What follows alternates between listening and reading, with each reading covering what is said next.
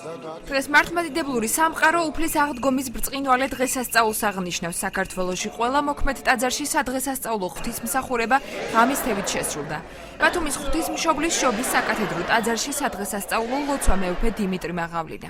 ნათ მოგილოცოთ ეს ბრწყინვალე დღესასწაული. აღდგომა არის ალბათ ყოველი ქრისტიანისთვის უდიდესი დღესასწაული. დღესასწაულთა შორის გამორჩეული. ბრწყინვალე აღდგომა უფლისა. ეს იყო იმის ნიშანი, რომ უფალი არ გარდაცვლილა. უფალი აღდგა 3 დღის შემდეგ, როგორც იყო დაწერილი ძველ აღთქმაში.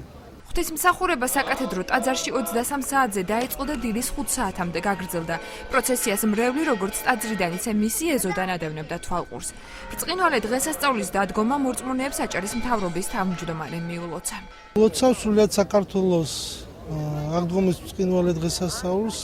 განსაკუთრებით მინდა მიულოცო ჩვენი რეგიონის, აჭარის რეგიონის მორწმუნეებს, მინდა პირველ ქართველ ქრისტიანებს, მინდა უსურვო წარმატება, სიხარული და აუცილებლად კეთილი მომავალი. რომ არ ყოფილიყო აღდგომა, ფუჭი იქნებოდა ჩვენი სარწმუნოება ამ სიტყვებით მიმართა მეუფე დიმიტრიმ ტაძარში შეკრებილ მორწმუნეებს და უფლის ბრწყინვალე აღდგომა მიულოცა.